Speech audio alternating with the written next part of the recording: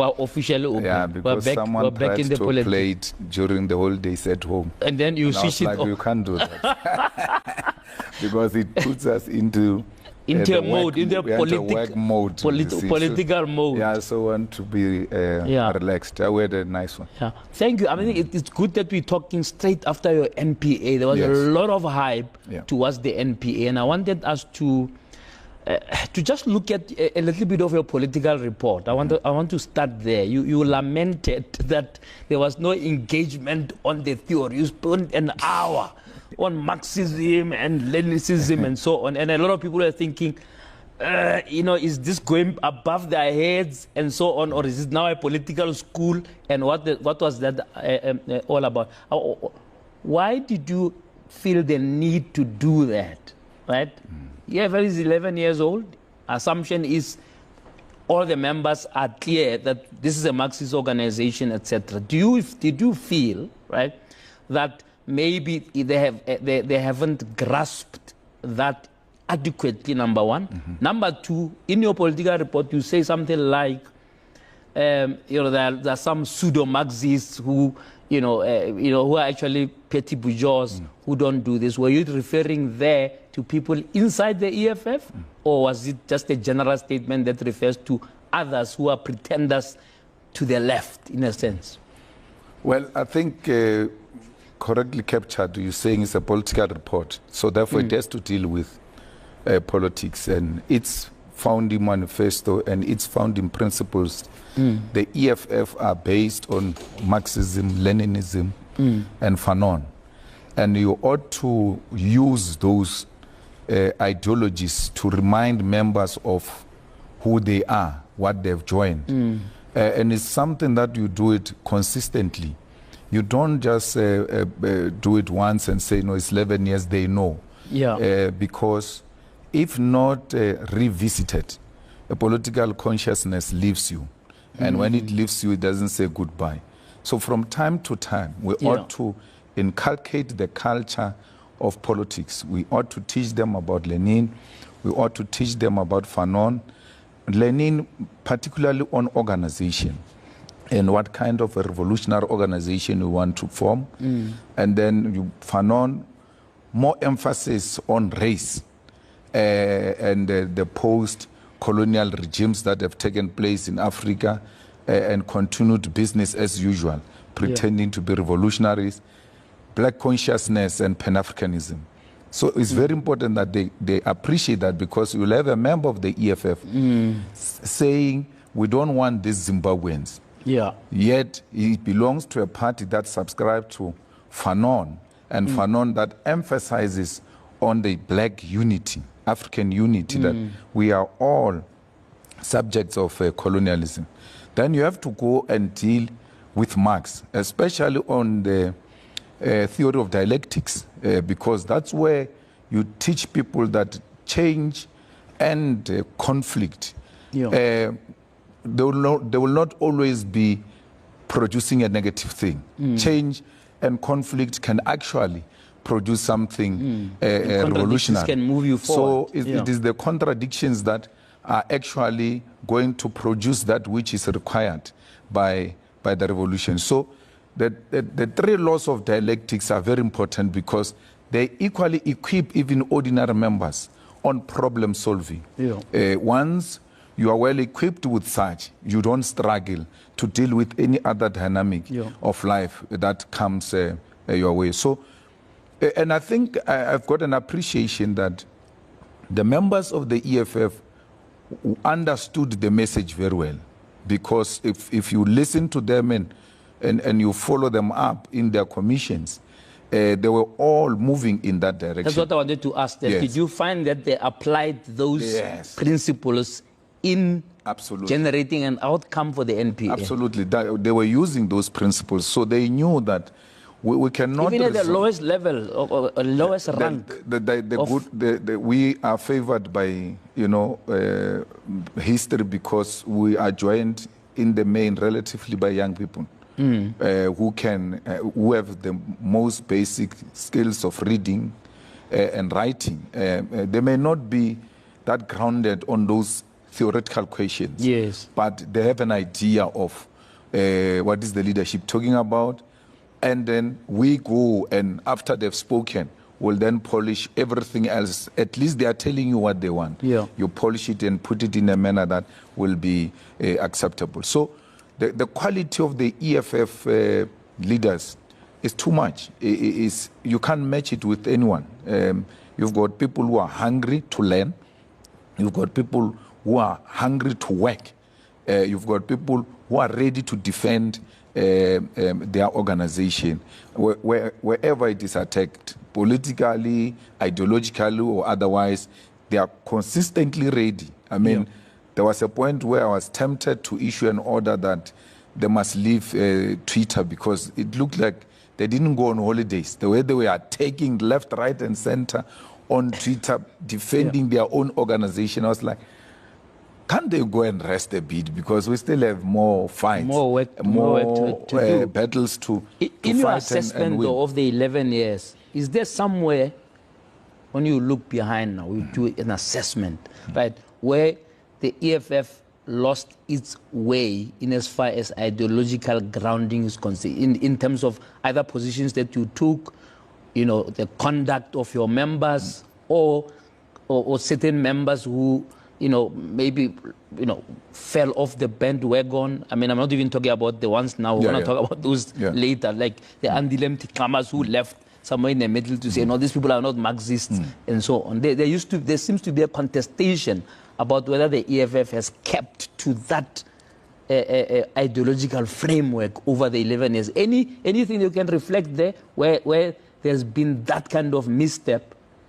Well, the EFF, it can be criticized on anything, but no one has ever even attempted to suggest that we have moved away from the founding manifesto of the EFF, that we have done things that are not left, that are not Marxist, and that they cannot associate with. If they left the EFF because it's not a Marxist enough, it's not Lenin enough, it's not left enough, where are they now? Where they are now, is there anything left that looks left? So it was just political maneuvering, fundraising reasons of why you want to leave. But no policy document of the EFF suggested that we move to a particular direction and abandon our principles. Let's take a principle on borderless Africa. There is this imaginary sponsored attack on the EFF that, we will not vote for them because of they want the borders to be opened and all of that. It can't change. If we are ahead of society, sorry, it's not our problem. Because the borders are not there, and the borders are naturally going to just fade away, and we're going to live together as we're living together now. Ordinary people are already living together now. So we are so backward that ordinary people have taken a lead. Let's interrogate that a little bit. Don't you think, right, that correct as that position is, I'm sure I agree with that position. I can speak endlessly about the xenophobia, etc. Right? You've just said now that some of your own members, despite that we are Marxist organizations, sometimes get confused about this whole issue about, integration, unity of Africa, etc.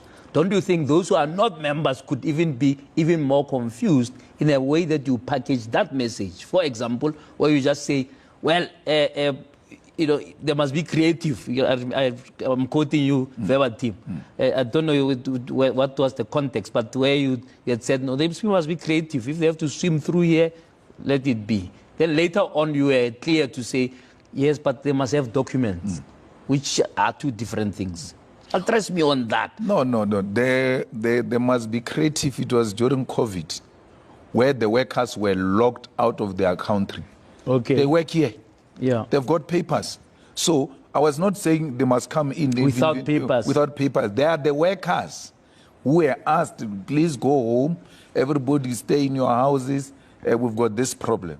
And as the problem is going away, they are refusing to open the gates for those workers, especially the compliant ones who have documents and all of that. That's all I was addressing. But because propaganda is propaganda. They will twist it and create an impression that, no, he said they must flood into here. And then... What does your own research tell you, though, about whether that issue, right, could actually have cost you votes? You were clear, right?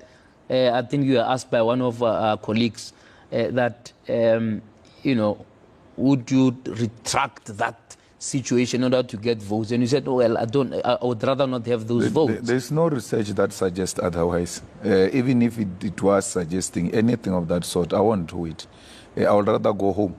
I'm not going to agree that I must speak very bad and ill about black people for me to be elected president of South Africa. So it means I will be climbing on top of my people, using them to become what I want to become. Even if I become president, I want to enjoy it, because you want to become the president to help the oppressed masses of our people.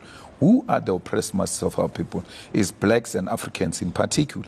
The whole continent has got a problem, and it needs a revolutionary leader who's going to lead from the front in determining the liberation of our own continent. So we did not form the EFF for purpose exclusively of elections.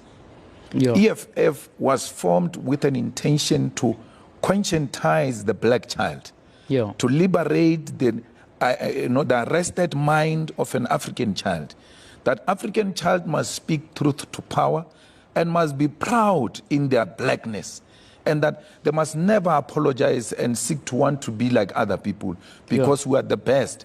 And our best is demonstrated by the fact that we survive under very difficult circumstances. Why do you think black consciousness-orientated organizations in the context of a new South Africa, say post-94, right, end up in the margins? I mean, look at Azapo.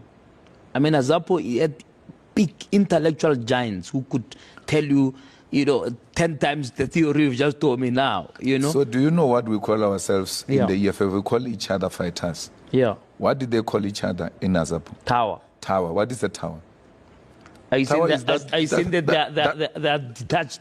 No, that's what they were saying. They were calling themselves tower. That when they speak, they say we're towering above them. So they enjoy speaking the language no one wants to hear. So, and it lost a mass character. So they were saying they are towering, tower. They were meaning they are above us, and they don't care. But so, you say the same thing. You only say I'm not saying superior logic. I'm superior saying, to who? I'm saying we are so advanced. You see, President Mbeki, we hated him for one thing. He was too ahead of all of us. You can only disagree with him on TV. When he sits here and he unpacks why South Africa must have a female president, we're going to have a female president, out of what President Mbeki would have told us. Because he was ahead of his time. And that's what the EFF is suffering from. Let me pause. I want to pick that up after the break, because the reason I was asking about this organization like Azapo ending up as a boutique is that you got a situation where the history of all the small parties, PAC, for example, Azapo, etc., are fading. I want you to tell me straight in my face tonight why the electoral decline when you had been on such an upward trajectory. Look, man, why the electoral decline? I've not had a chance to talk to you about it, after the elections, because we are very busy putting together a new government or not. Why the decline? Your assessment by now should be clear. We suffered, like all political parties, to the MK. The EFF's numbers look exactly as we know them. We are not where we were in 2014.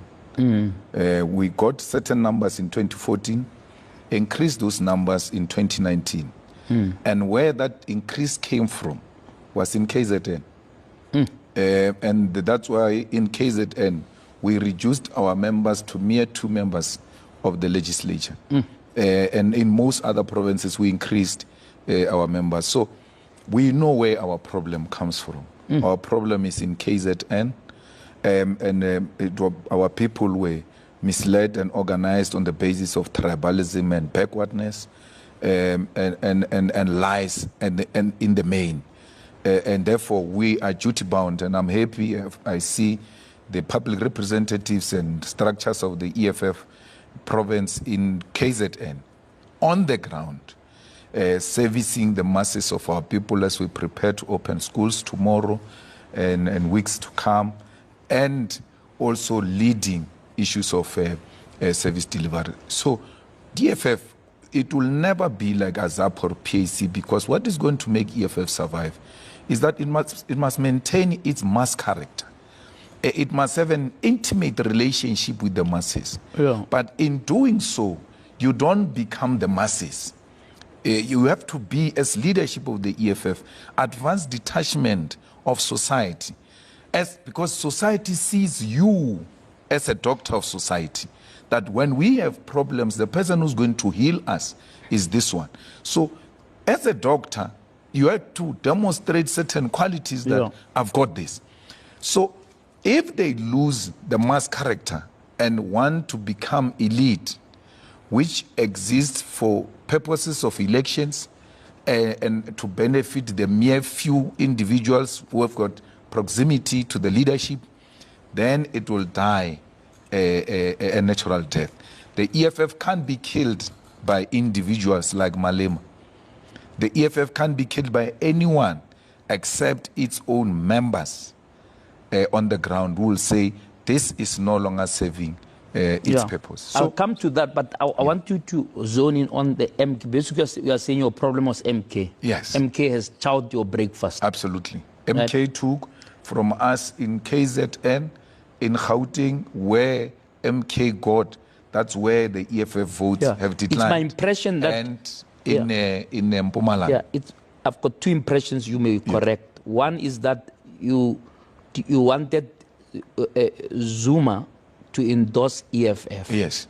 He refused, he formed his own party. Yes. So immediately at that point, am I right to say you didn't think that he was going to propel to such a rapid upward trajectory? In other words, you assumed, right, that he will come in way below EFF, and then you'll be able to partner with them. So there was never a dismissal of MK as a potential partner.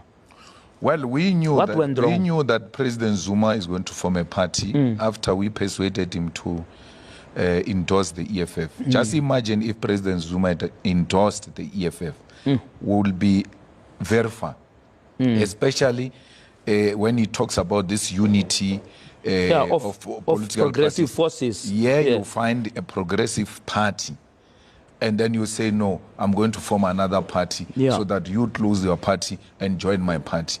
No, we were not saying close anything. We were saying endorse. I even went beyond to say we can then sit down so that you address your concerns with me and say, you know, when you guys take over, the following issues need to be attended to. It was an honest discussion that me and him had. So what went wrong? Because no, nothing went wrong. His mind was made up. In terms of forming a party. In terms of forming a party, his mind was made up. There was no one who was going to convince him.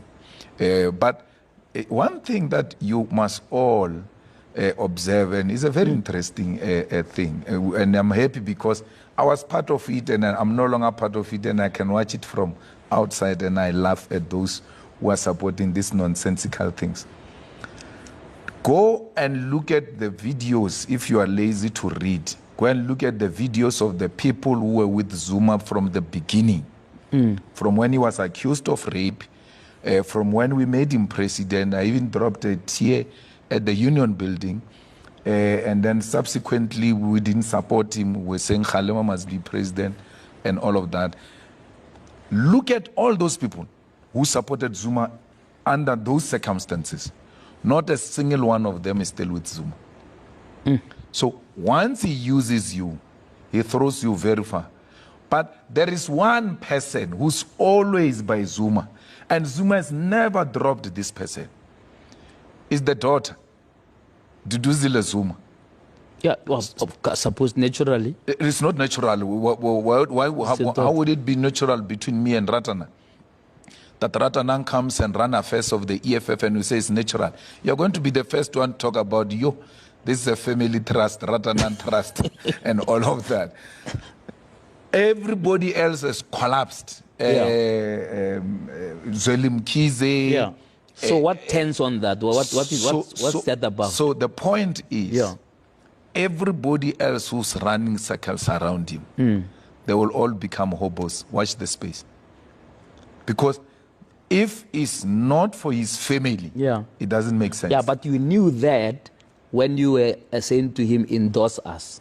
Because then it means that he was going to endorse you and then throw you away. No. Well, you can't. How do you endorse me and throw me away? I didn't say swallow me. You can throw away what you swallowed. He would have used you. No, I was using him. Endorse me. So it was not the other way around because he's used to being endorsed. Yeah. So I was saying, but this time around, you endorse us. Endorse someone else and let it not be about you. Yeah. And then now that you have identified, now that you have identified the MK problem, right, is now your solution to take out the big guns and say this is our enemy. Can you explain that to me from a Marxist perspective? When you come with a neoliberal agenda to collapse the left organization, you constitute the enemy forces. Why do you want to close the EFF? Why do you go about it the way you are doing it, eating it from within and wanting to finish it? Whose agenda are you pursuing in the finishing of the EFF? It can only be the agenda of white monopoly capital. Let's leave this nonsense that you are uniting black people. You found a party that had structures and machinery everywhere else. If that agenda was exactly that, you would have said, guys, let's go and support the EFF. You cannot undermine Zuma. He's a former president. To be endorsed by a former president doesn't matter whether you like him or not. It's a very bold political statement in your favor. And that's what we wanted. We wanted him to endorse us because we knew he had influence. But we're not going to join the things that are actually led by him because he's unreliable. But Julius, you formed the Progressive Caucus. Why? Because you knew Zuma. You know Zuma more than many people. The thing you are describing now, you didn't learn now when there's tensions. You've known it. You've known his pattern of doing things. But your first action in Parliament was to have a Progressive Caucus with all of the parties there. So, in Parliament, we said we're not going to be part of the GNU, which include DA and Freedom Front. Because these are the people who are advancing the agenda of imperialism, of whiteness. This is an apartheid organizations. And therefore, we cannot go sit on the same dinner table with the killers of Chrisan. And we refuse. That is the only point of difference between us and the ANC. They said, come in. Maybe if you come in, the DA is going to walk away. But we knew it was not going to walk away. It was not going to walk away. So, and then we're going to be forced now to be smiling with Helen Zile's Botox everywhere we go. And that becomes now our problem. So we refused that. Then we said all parties, we didn't say Zuma. We said all parties that are rejecting the GNU of Helen and Ramaphosa come together. And let's agree on issues that are going to be but you didn't the minimum exclude program. MK. Yes. Despite the neoliberal agenda that you're talking about. We didn't. We called everyone. The calling was not based on the ideology. It was the requirement was the rejection of the GNU. When you reject GNU, let's constitute a powerful opposition and expose the shenanigans of this DA-led government. So, do you know that we voted with DA here in Johannesburg and everywhere else to remove the corrupt ANC? So it's not much of an alliance between EFF and the DA. We didn't have any alliance. But as a revolutionary who's got a strategy, you must also have the tactics. So you use the tactics to arrive at your strategic and objective. sitting in the GNU with DA would never be considered a tactic? No, it was not a tactic. So it was a betrayal. You must learn to differentiate betrayal and tactics. The ANC insists that it was a tactical move, otherwise they would be out of power. No, they sold out. They were not going to be out of power. The ANC can constitute minority government without any political party voting with them. They can win president of the Republic of South Africa in parliament. It was a sell-out position, and they know it. And they will live to regret that decision. The DA represents, broadly, we may represent white constituents. Yeah. Right? In your ideal future for this country, right, where do white people feature? The white in people, your view, in a context of how this GNU thing is being reasoned, because they're saying, well, let's put everybody together, black and white together, even if we may not agree ideologically, and identify minimum programs that, won't upset either. The agenda has never been to bring black and white together. Okay. The agenda is to bring parties that will defend the interest of white capital together. And once you defend the interest of white capital, you are defending the interest of white people to the exclusion of black people. Let's zone in. So you are saying, where is the place of white people in South Africa? In my view, their place is South Africa. Yeah. They've got no special status of citizenship. So they are representative of 20%. Is it something that can be ignored? Let's say the EFF. It's racist. The EFF was actually the majority party. It's actually people who are voting for DA, including ordinary white people, they are racist. How do you vote a party, 80% of you in a ward, 85% of you in a ward, and you call that democracy? That's not democracy, that's racism. People can win 65, 60, 70, but to go beyond 80 in a ward, and then you say you are a party that represents everyone, it's a lie. And no one is calling the DA lie out, and the lie of white people, that you are voting alone on your own. Let's go to the township now. There's no ANC that wins with 80%. We all get a portion, because the society has come to appreciate that there are different political parties. We can belong to different political parties. But the white people have got no such a thinking. I want you to tell me. They want anything that is white. If it's not white, it's not what they want. I understand. I want you to address me quickly on nation building, right?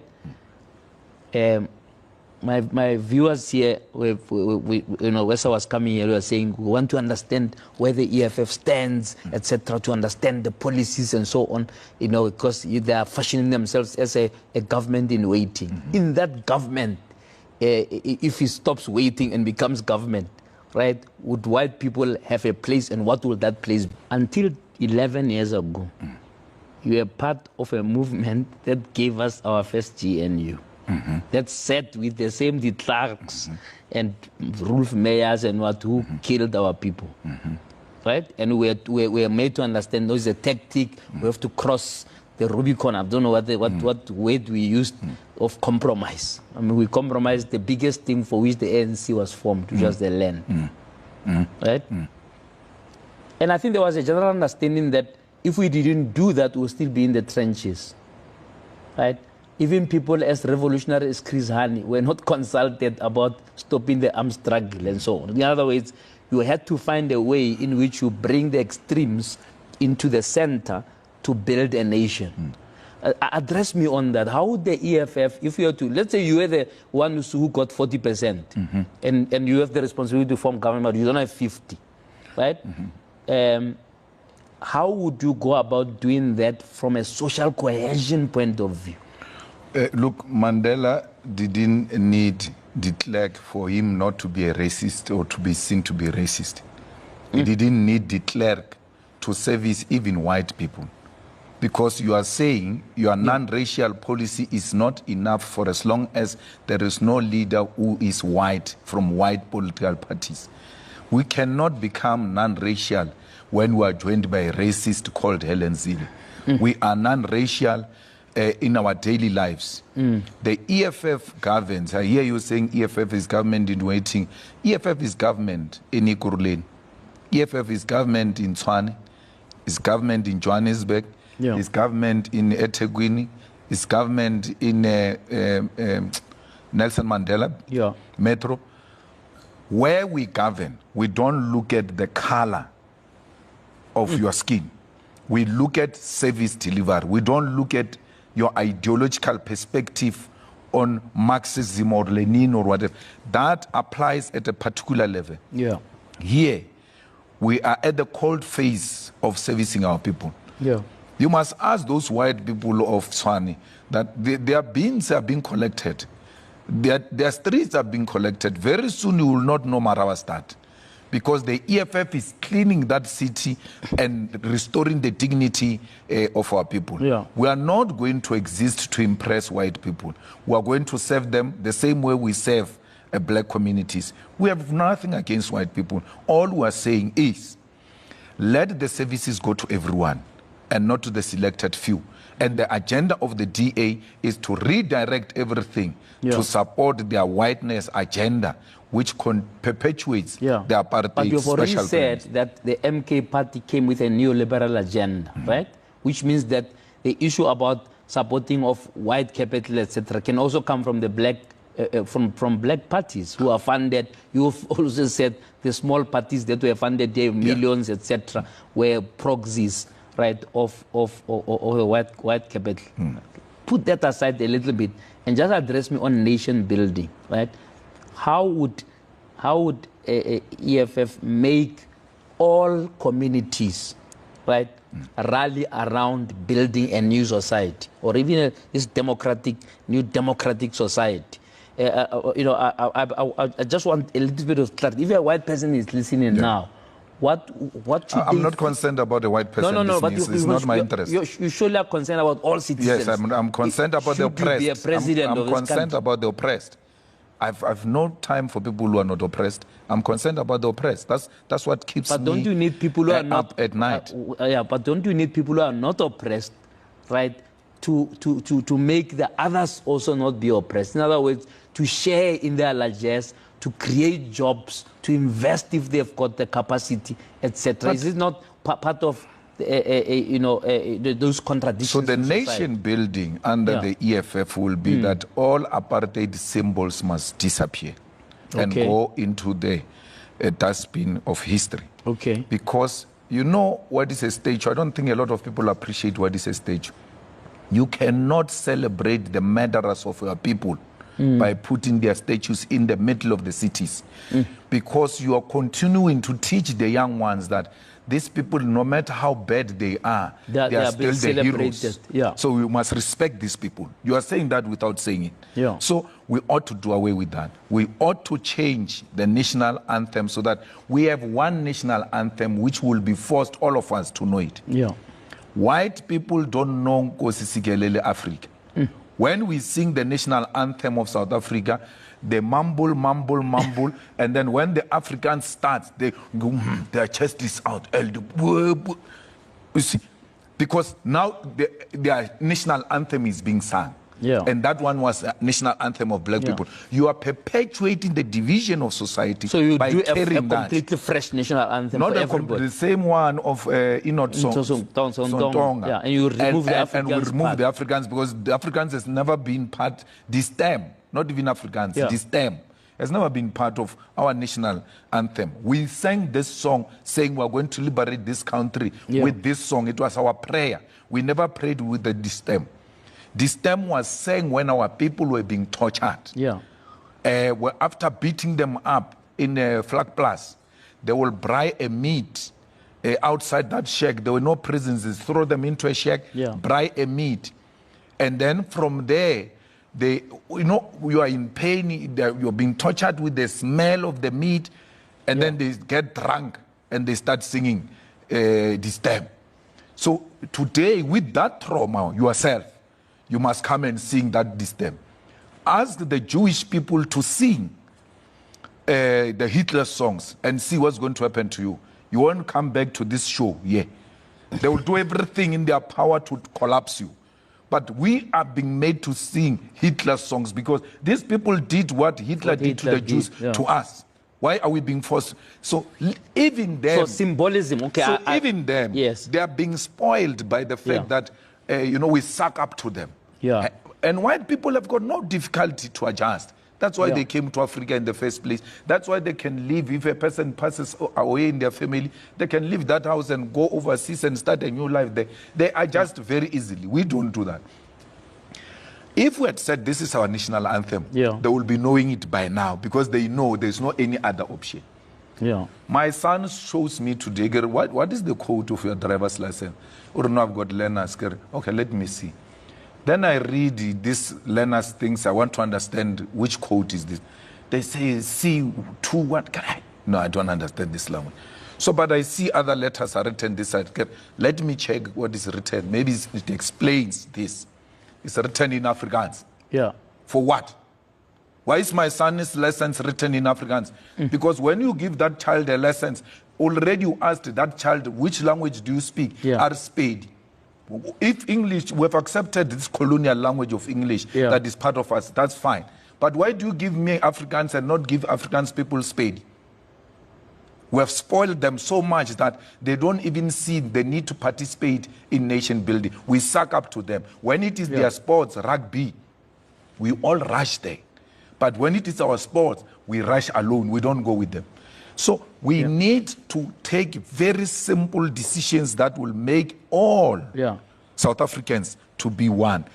Why am I saying this? I'm saying this because we cannot be one nation without one mission. We need to share the mission. We need to share the vision. How would you make together? How would you make all the communities share that mission? The way I'm doing it now to you, I'll make them understand because now you understand. So I'll make these communities to understand because the white minority does not want people who speak in folk tongues. Yeah. You have to be very clear, and that's where capital as well. Yeah. The second point, which was going to help us build a nation, is to democratize the economy. Yeah. The ownership of the means of production and the ownership of the South African economy should look the same way Parliament of South Africa looks. If that parliament is a reflection of democracy, the economy must look like that. Is there something in Johannesburg Stock Exchange must look like our parliament. Because for as long as they have more money and more property, it's natural that we are going to submit to them. We ought to empower our own. These special economic zones have to be practicalized and have to be taken to promising cities. Not everything must be done in Johannesburg. We need to re-industrialize South Africa. We need to open industries. We need to beneficiate. There is a city emerging, city potential in Bakersford, where chrome is being mined.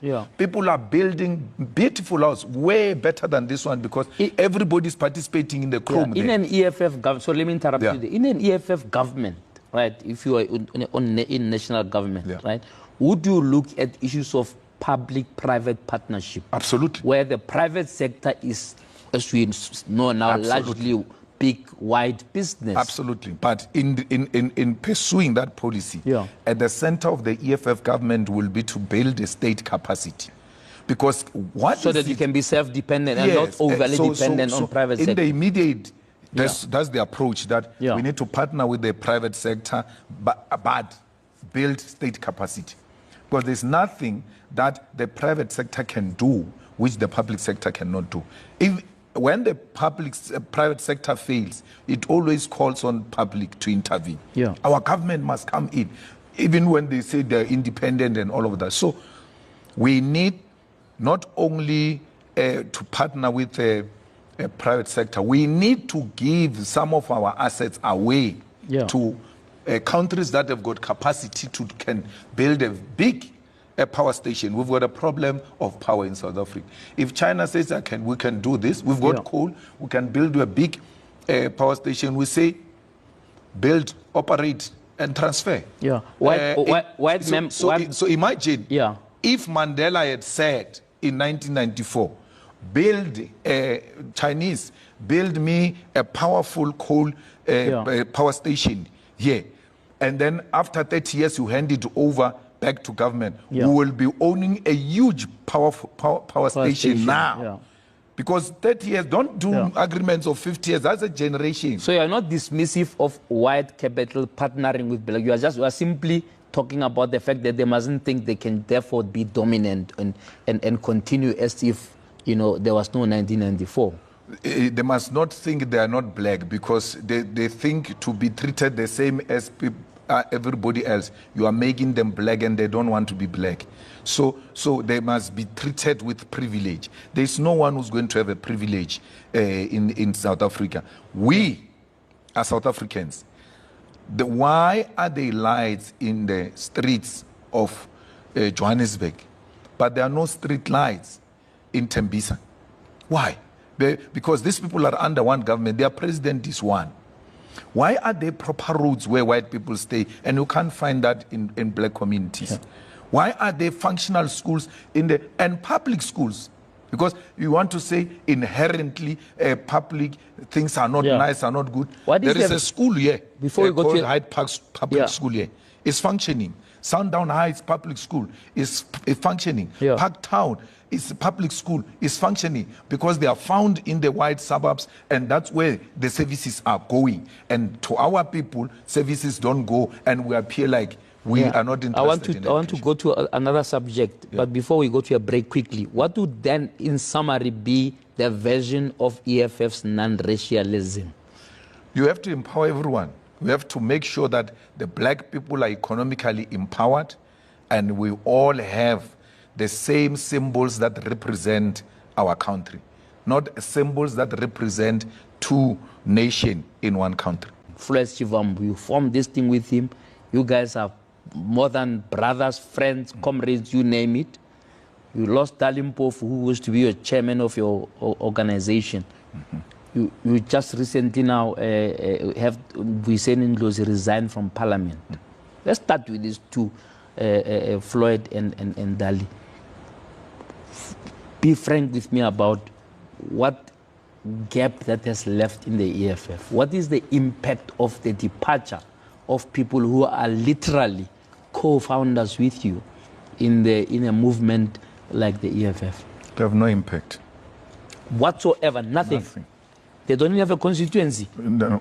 Did you see that NPA? Did you feel any vacuum? You were there. Did you feel like there's something missing because so and so is not here? This animal is bigger than individuals. They have no impact. What impact will Dali Mpofu have? All right, let's put it this way. Surely they contributed in this 10, 11 years of building. Yes. Yeah. What is the role that you can, if you were to write your biography? No. And there was a chapter on Floyd and a chapter on Dali. What would summarize those chapters in terms of their contribution? The heading will be the two betrayers.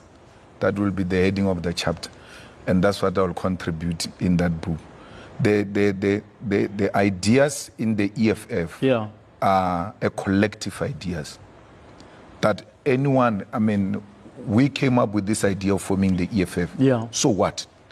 It is insignificant who formed it, who came with the idea and all of that. This thing belongs to the collective. Yeah. The idea of an individual dwindles into insignificance once a collective decision is taken. So whatever 11 years you want to talk about, it can't be attributed to any individual. But like I think that the reality is, and I want us to really interrogate this a little bit. The reality is the three of you were seen as the faces of the EFF for a long time. I agree. In fact, the EFF and yourselves as individual faces were indistinguishable. In other words, although towards the end there was betrayal, as you put it, you can't dismiss the fact that you didn't build the thing alone at the top leadership level. I've never said that. Right? Yes, you're correctly saying it was a collective. I've never said that. What went wrong? What went wrong? Start with Floyd. I think you must ask them, really. You are being unfair to me because I also don't know. I want to know. Even up to now. No, I spoke to Floyd after the resignation.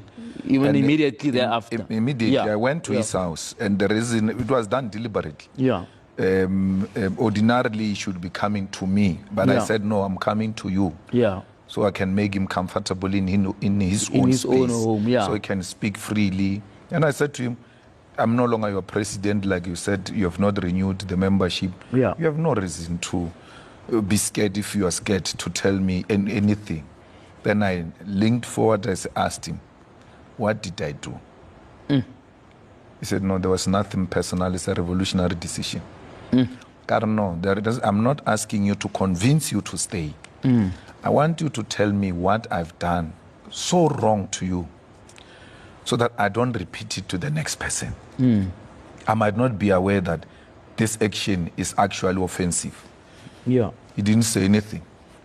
Even the reasons I'm picking up JJ are laughable on the streets. I mean, it's not something that can be repeated in this serious show because they're just jokes. So that's what we are to the movement. We are replaceable. We contribute now, and we're important now. When we're done, it's finished. Our term is finished. Our membership is finished. The new leaders are going to emerge. So you're saying Mbuyiseni Ndlozi has resigned from Parliament. I got that when I was outside the country on holiday with my wife. When the SG sent it to me, I never had any. But what's the on Mbuyiseni? Yeah, so you can't ask me why did he resign, because I never had that discussion with What was the backstory of him not being at the NPA? Just take us into your confidence today. But again, you're unfair to me. I told you I was inspecting the learner's license of my son. My oldest son is 18. That's what I'm responsible for, about whereabouts. Yesterday when he passed matric, he said they are going to Kilimanjaro or Manjaro, what in Soweto today. God, I'm going with you. And then the whole thing flopped because they were like, what is this old man going to do with? God, I'm also saying, I'm not responsible for Mbuyiseni Ndlozi. I'm not his father. Not his father. Where he was, what was he doing? On this one, I don't know. On this one, I think you are obfuscating because surely with the kind of organization you are running a tight ship. Let's be frank. You are not running a Mickey Mouse thing. This is a massive organization with 1 million members. Right? And it could be understandable if there was some just ordinary loose member who didn't pitch up for or who was not a delegate. Right? But here you're talking about somebody you have promoted. Just recently, you are pitting him against Panyaza Lusufi, making fun of Panyaza. You say, this is incomparable. You can't compare even now. Even now. Yeah. If you so I can't be convinced. If you want to question me about the qualities of leadership, let's debate that. Not his whereabouts. No, I want to debate that you are not worried about why would you not be worried? I'm not. Why? Stage is a village. Usboni stage is stage ugara sa UN usboni ka NPA se village dilo dilimo. So you're not worried that he didn't know where he was. The leadership of the EFF, which was supposed to be there, was there. So why must I worry? So he wasn't told not to come to the NPA? No, there's no such a communication.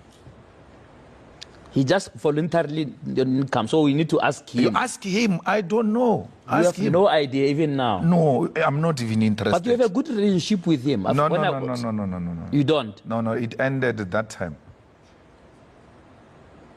We were members. Was he a victim of Floyd leaving? Let me ask it that way. Ask him if he's a victim. How do I say someone is a victim? I don't know if he's a victim. I never spoke to Mbuyiseni Ndlozi before the NPA. I never spoke to Mbuyiseni Ndlozi after the NPA. So I don't know his mind as to how is he thinking on this matter. Are you irritated by the fact that there's a narrative that persists that you are, like other leaders in our political spectrum, a big man? Right? Holomisa has been there for 20 years, I think. Butele is, okay, let me not talk ill of the dead. But Butele was there until, the last day, right? He left with the coffin. He was 90 something, 92 or something, right? And I can go into the continent, but let's not go there. Let's just talk about here. That do you get irritated by being tagged that way to say it looks like EFF will always have this president and that's it? It's a third term of 5 maybe. You're using what will appear as better example to whoever is listening to you. So, and you are also trying to persuade me differently because you are using bad names. Yeah. Why are you not comparing this? No, I agree, but yeah. Why are you not comparing it with O.R. Tambo? For how long was O.R. Tambo president of the exile? Come on, this was a different context altogether. It's not different context. It is. He was underground. They were a political party, and they were not in power. Yeah. And they had a leader who was leading them consistently. Yeah. And what was worse about Tambo is that there was never a conference, except when there were problems. When Christian wrote a letter, they went to Kabwe to go and discuss those concerns of the soldiers. So, the same with the IFP leader, Hemen Mashaba, everyone. Yes. They don't go to conferences. I'm not here for 3rd to 5th term. I'm here for this term. I'm being re-elected as a new president of the EFF. And I'm not worried about whoever says what.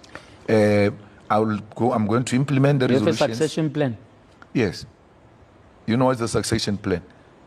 Yeah, next MPA. Is that the succession plan? The succession plan is that if I die, the deputy president of the EFF takes over. You can't say the same about MK. Is that your succession plan? No. Succession means what happens when this person is no longer there. Yeah. In MK, is Zuma alone. Yeah. If he dies, they are going to kill each other. Is this your last because it is my last term. I've accepted only this term because I've been asked for this term. Yeah. So as far as I'm concerned... No, that's confusing. Is this your last term or come at NPA 4 you will stand again? No, I don't know if I will be nominated in the NPA 4, but I've never said no to the EFF. Every time it asked me to do something, I do it. Yeah. So if they ask me then, I will accept and I will do it. But this is my last term. Yeah.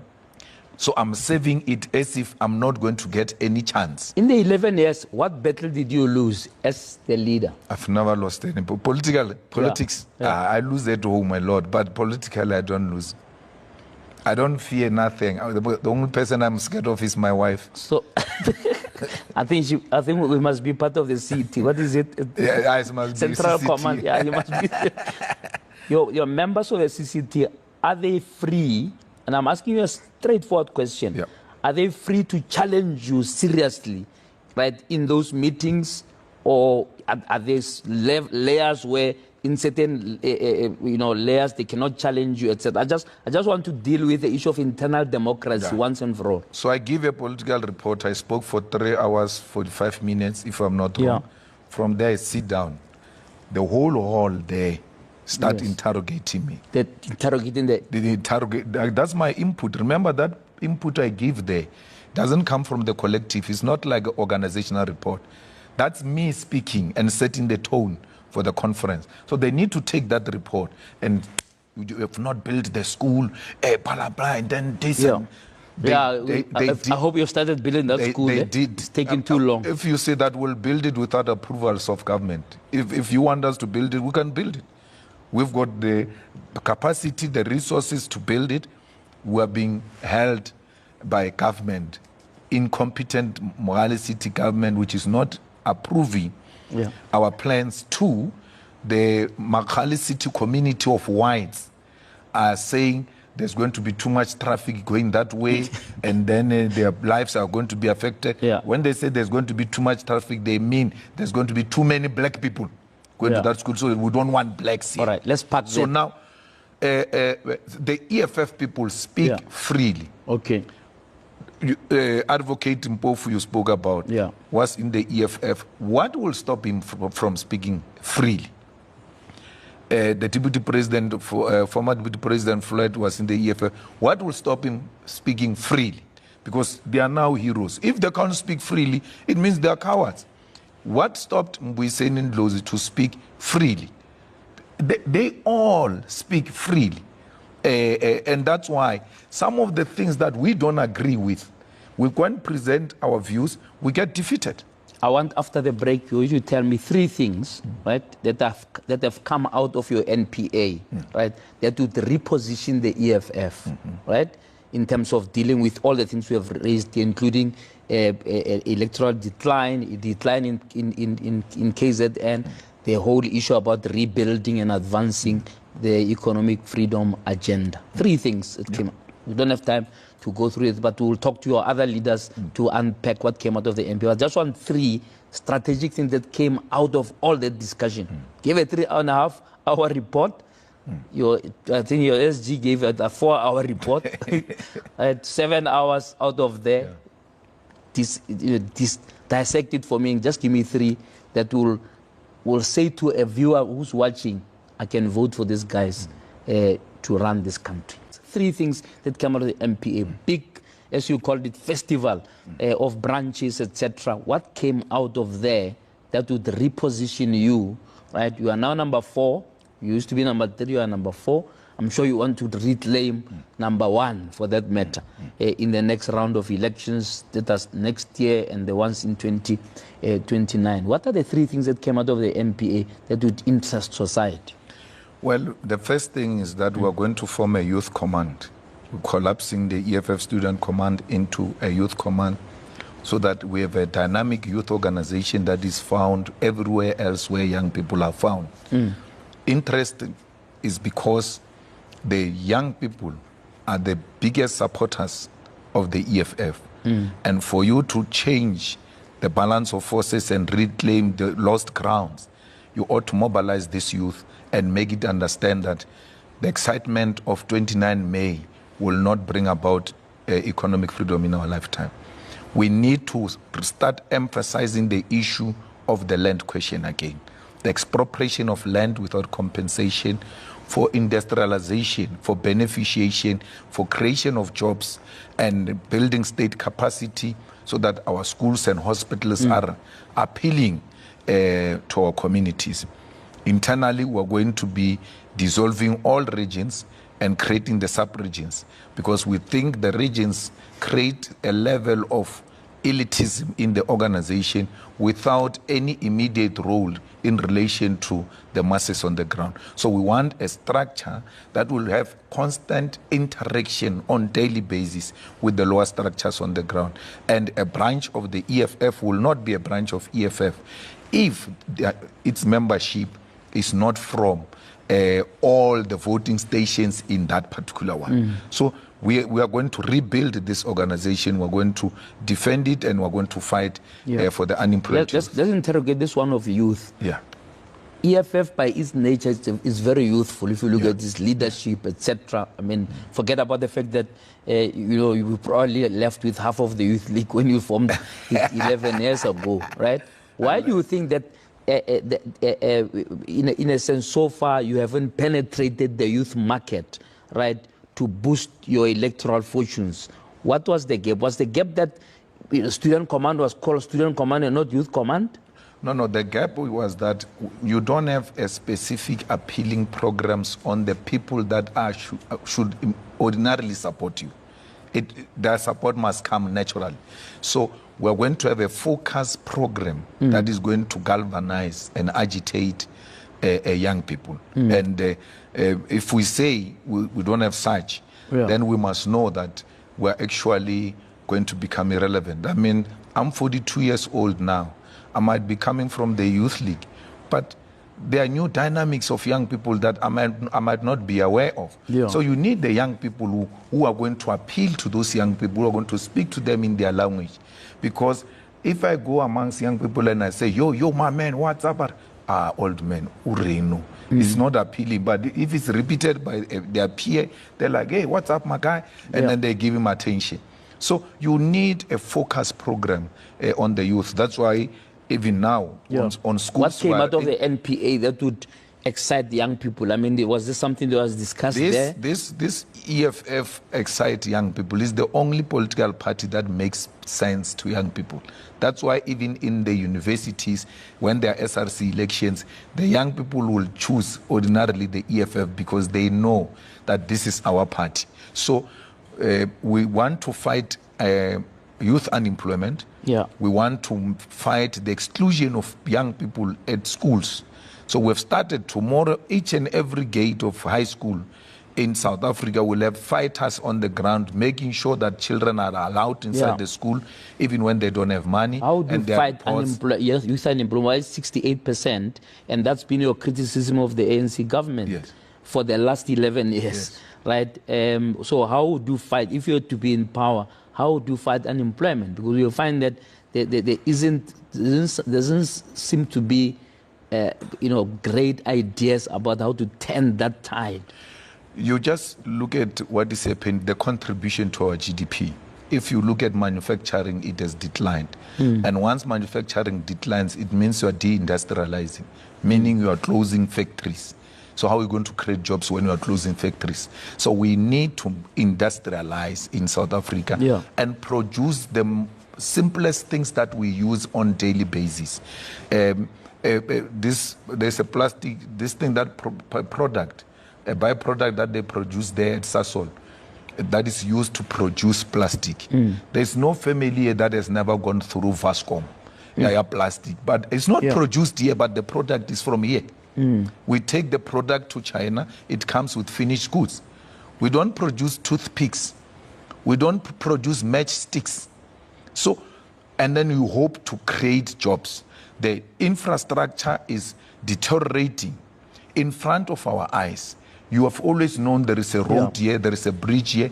Once it gets washed away by the rain, there are no means to engage in that particular That sounds fine. So you ought to engage in government infrastructural programs that are going to be labor intensive and hire as many young people as possible. That sounds fine, but what interventions have you made legislatively in the 11 years that you have been part of legislatures to make that a reality?